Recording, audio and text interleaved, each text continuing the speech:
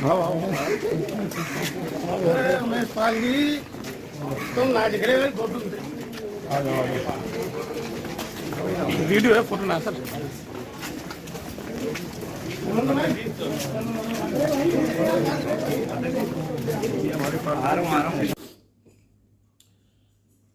क्या बटकर सत्ता हासिल की जा सकती है? क्या अलग अलग लड़कर सत्ता के शिखर तक पहुंचा जा सकता है? क्या फूट रहते हुए हम लोग सत्ता में भागीदारी कर सकते हैं, या आपस में बिखरकर आपस में लड़कर हम लोग एमएलए एमपी बन सकते हैं, या वोट को बांटकर हम सत्ता का सपना देख सकते हैं? नमो बुद्धाय, जय भीम साथियों, स्वागत है आपका मेरे YouTube मंच धम्मा अशोक उर्फ उमेश पाल सिंह पर।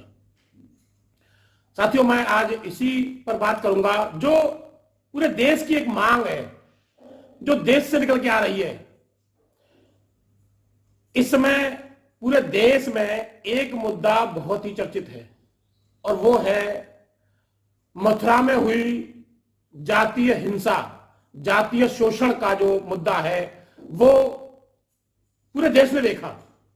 वो चाहे कर्नावल वाली जो है घटना हो जिसमें दो बहनों की बारात वापस लौट गई और उसके साथ जो यादव जाति के लोगों ने किया वो बहुत ही दुखद है, या फिर आप जो है सिरेला में देखिए जहां एक बघेल समाज के लड़के को केवल 200 रुपए के लिए ब्राह्मण समाज के व्यक्ति ने मार डाला, और या फिर आप देखिए भगत नगरिया में जहां पर ताबड़तोड़ एक परिवार पर गोली चलाई गई ब्राह्मण समाज द्वारा, जिसमें 2 लोग घायल हुए। 2 लोगों को ज्यादा क्षति पहुंची, घायल कितने हुए ये पूरी जो है जानकारी नहीं है, लेकिन काफी घायल हुए उसमें। तो ये जो घटनाएं हैं, और ऐसी यही घटना नहीं, आप बुलंदशहर में उठा के देखिए जहां पर एक परिवार को ठाकुर समाज के लोगों ने बारात नहीं चढ़ने दी और बारात के साथ मारपीट की। तो ऐसी तमाम घटनाएं जाती हैं जो इस समय प्रमुख रूप से है, क्योंकि कर्नावल में जो है सोशल मीडिया ने मुद्दे को उठा दिया है, इसलिए सारी राजनीतिक जो पार्टियां हैं, पीडीए को छोड़ के, सपा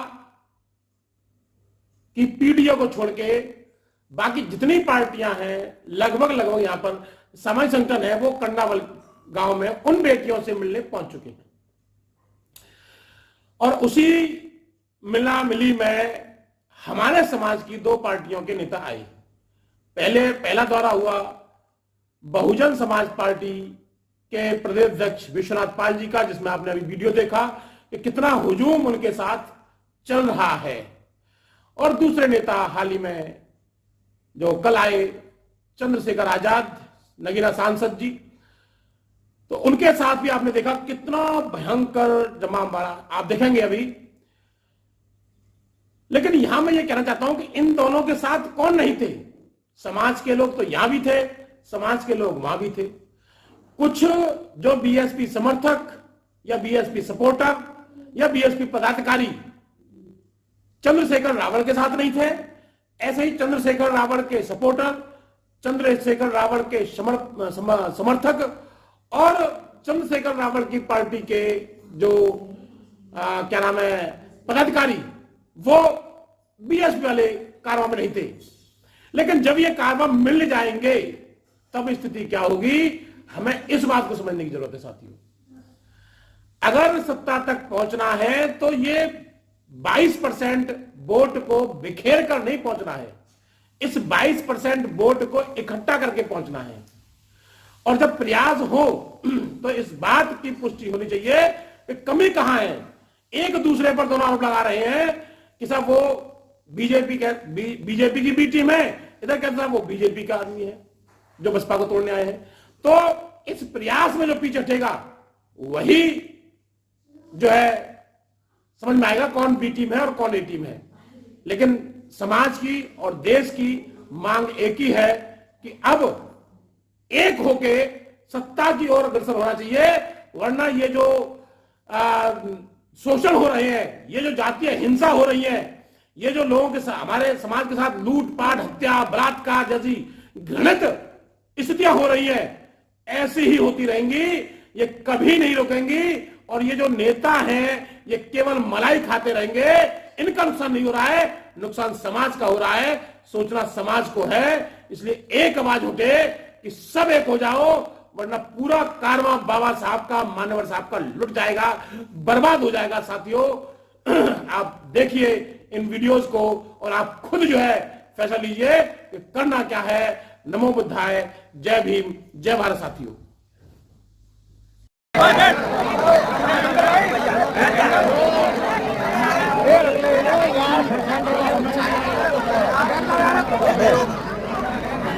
जो हमसे प्यार करता है वो 1 मिनट के अंदर बैठ जाओ।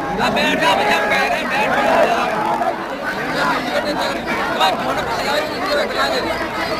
बना रहा क्या? अच्छा दरबार में क्या?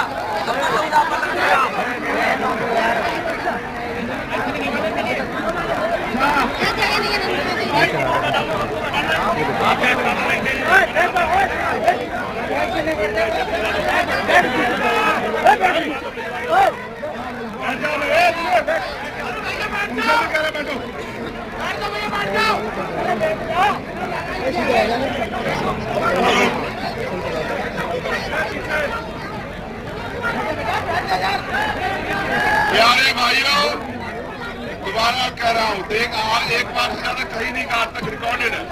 एक बार बैठ जाओ तभी बात हो पाए।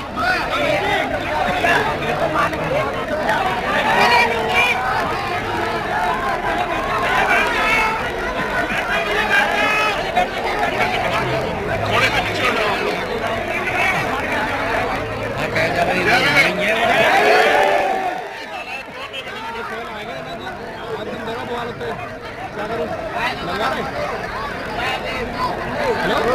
देखो, हालांकि मेरा भरोसा कानून व्यवस्था में बहुत है कि जब किसी पे मुसीबत आती है तो पुलिस उसके लिए सुरक्षा चक्र का काम करती है, उसको न्याय दिलाने का काम करती है। लेकिन यहाँ कुछ इस तरह की परिस्थिति बनी है कि पुलिस भी कहीं ना कहीं असमर्थ महसूस नजर आ रही है। लेकिन फिर भी मुझे पूरा भरोसा है कि पुलिस अपनी ड्यूटी को बहुत जिम्मेदारी से करेगी। और मैं इस परिवार को विश्वास दिलाता हूं कि हम सब लोग आपके साथ हैं। अगर निश्चित समय के अंदर सब लोग अपराधी जिन्होंने आप पे हमला किया गिरफ्तार नहीं हुए और आपको किसी भी तरह डरा धमका परेशान किया गया, तो मैं आपको विश्वास दिलाता हूं कि हम लोग दिल्ली से और यहां तक पैदल मार्च करेंगे। इस बात को आप याद रखें। लेकिन अभी मैं आपसे भी आग्रह करूंगा कि आप, क्योंकि लड़ाई लंबी है, एक दिन में तो न्याय नहीं मिलता है। आप लोग अनुशासन के दायरे में, आपने इतनी बड़ी संख्या में आके इस परिवार को एहसास दिलाया कि हम सब लोग आपके साथ हैं।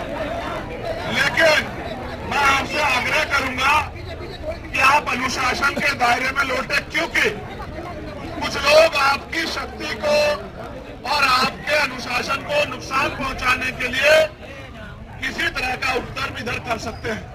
तो हमें खुद से समझदार रहना, हमें पत्थर में संग नहीं मानना है। अगर कहीं किसी के साथ कोई घटना हो या इस तरह कोई घटना आए तो थोड़ा सा बचाव करके पुलिस को सूचना देकर कार्रवाई करवानी। समझे नहीं समझे? वो चाहते हैं कि हम उनसे लड़ने का हमें नहीं सिखाया किसी ने। हमें संविधान ने, बाबा साहब अम्बेडकर ने संघर्ष करने का काम अपने अधिकारों के लिए सिखाया है। वो क्योंकि वो बचना चाहते हैं इसलिए इस तरह की घटनाओं को अंजाम दे सकते हैं। ये चैलेंज नहीं है, समझ रहे मेरे? कायरता कभी चैलेंज नहीं होती। मैं आपसे आग्रह करूंगा, मेरी बात मानते हो ना? अनुशासन में जाओगे ना? कोई अगर आपको रोक के आपके साथ झगड़ना करने की कोशिश करेगा तो उससे दूर होके जाओगे ना? पक्का वादा कर रहे हो? एक निवेदन मेरा पुलिस और एडमिनिस्ट्रेशन को भी है। मैं सब कुछ एक्सेप्ट कर सकता हूं, लेकिन अपने लोगों के खिलाफ हिंसा स्वीकार नहीं कर सकता। मैं एसपी साहब से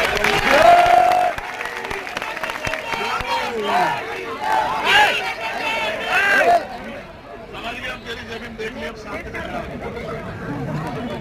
मैं एसपी साहब से आग्रह करूंगा, एडमिनिस्ट्रेशन से आग्रह करूंगा कि वो ऐसे गुंडा तत्व पर रोक लगाए जो माहौल खराब करना चाहते हैं।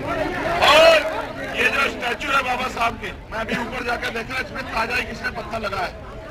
ये कान टूट गया है, नाक टूट गया है, ये खंडित हो गई है। इसको भी जो है इसकी जांच करके और यहाँ दूसरी मूर्ति स्थापित कराएं। लेकिन मैं ये बिल्कुल मेरा निवेदन है कि यहाँ से वहां तक जब तक हमारे लोग घर पहुंचे, उनकी सुरक्षा की गारंटी पुलिस प्रशासन की है। लेकिन अगर कोई चूक हुई तो मैं आपको संकल्प से कहता हूं कि मैं उधर से ही गाड़ी खड़ी करके और पैदल की तरफ चल दूंगा। अगर मुझे कहीं से सूचना आए कि मेरे किसी बच्चे पे कोई कंकड़ लगी है, मेरी बात को आप याद रखना, ये मेरा आपसे निवेदन है। मैं अपने एक बार ऐसे हाथ उठाओ, ऐसे बैठे बैठे अनुशासन में जाओगे नहीं जाओगे? मैं आपको भी कहता हूँ, आप आंसू मत बहाओ, हम सब लोग आपके साथ नहीं जाते, सब लोग आपके साथ सब अकेले नहीं है।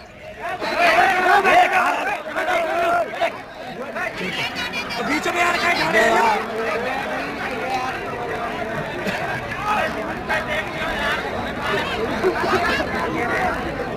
काम गलत कैसे हो?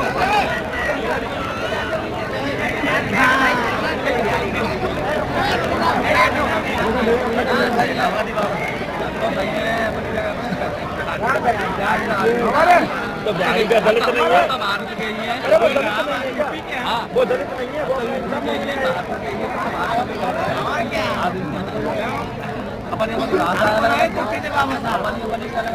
वो क्या बाबा साहब बिना माने बैठ गए। यहाँ चंद्रशेखर भैया पहली बार हम देखने को बैठ गए, हमारा तरफ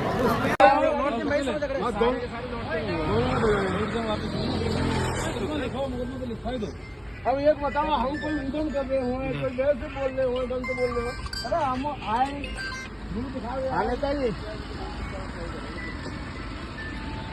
हाँ, मैं अपनी भेज रहा हूँ, गाड़ी क्यों भेज रहा हूँ, कब की भेज रहे हैं? हाँ बस अभी भेज रहा हूँ। ठीक, हाँ 1 मिनट में अभी भेज। ठीक ठीक कपड़ा बना लेंगे।